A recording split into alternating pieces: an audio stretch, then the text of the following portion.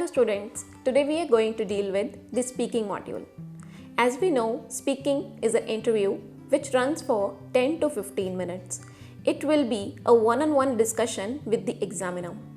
The examiner evaluates your speaking ability on the basis of 4 parameters, which we are going to discuss in this video.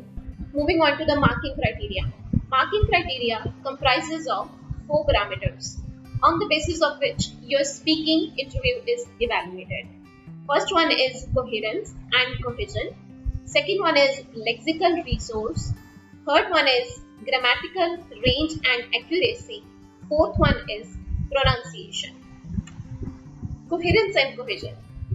It simply means fluency, which refers to your ability to speak smoothly at an appropriate speed without any unnatural pauses. Sometimes students start taking pauses in between giving their answers, which seem unnatural and which seems awkward to the examiner. That can lead to deduction of your bands.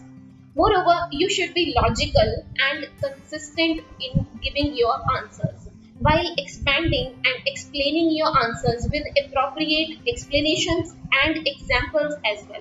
Because examiner wants you to develop your answers properly with 3 to 4 sentences or according to the demand of the answer.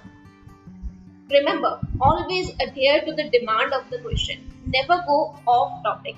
If examiner has asked you to give an explanation on something, do not just give the 5 to 6 reasons. Elaborate your answers properly with the help of examples. Moreover, always use discourse makers. This could be a new term for you. Discourse makers or linking words, which are generally known as cohesive devices or connectors as well. Sometimes while reinforcing the information or comparing the information, we repeatedly use and, or, but. However, in places of this, we are required to use variety of discourse makers to link your one sentence with the another. For example, as well as, on the top of it, to my mind, if I need to pose an example. If you want to give an example, you should say for example, for instance, in other words, for the embodiment or to illustrate.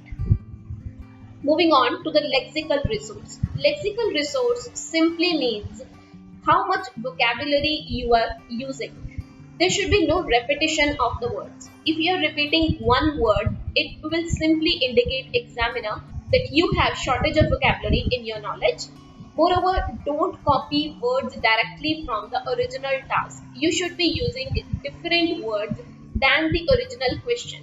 If the examiner has asked you how the children can be taught about mathematics nowadays, then instead of saying children, you can use the word offsprings, wards, pupils, students, and instead of teaching, you can use tutor, instructing, edifying, or additionally always use the paraphrasing.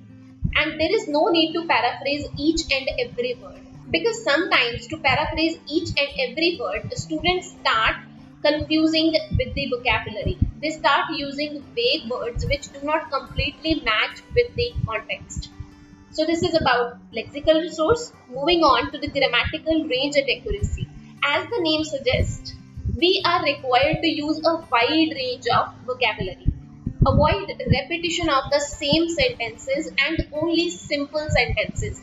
Examiner is seeking your ability to use variety of sentences, which include complex sentences, conditionals, compound sentences, compound complex sentences, and the sentence according to the demand of the question.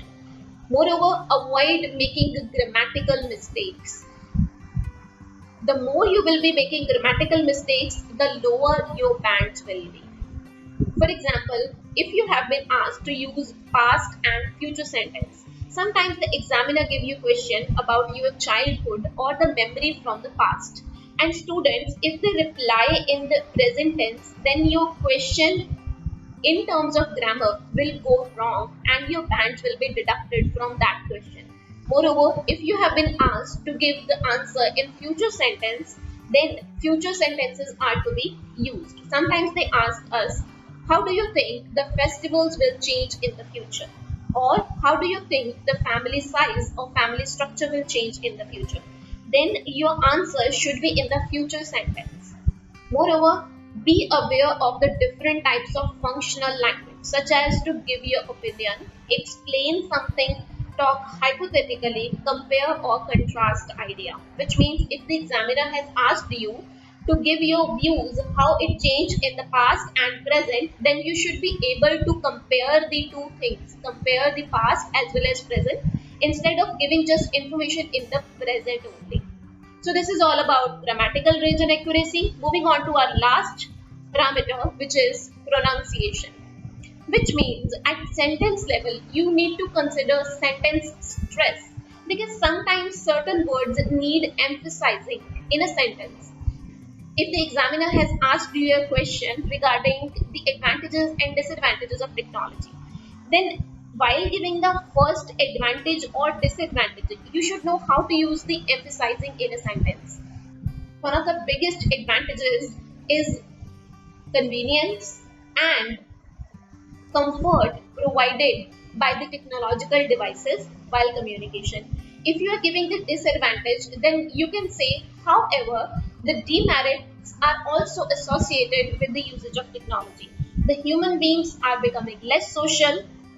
In the same way, you should know where to use the weak sounds, because certain words do not need any emphasizing in a sentence. Moreover, you should also consider the intonation. You should know where to raise your voice and where to use the fall in your pitch or tone. Do not use the monotone. Avoid speaking in monotone, because that may seem monotonous or dull while listening to the examiner. So this is all about speaking module. Thank you.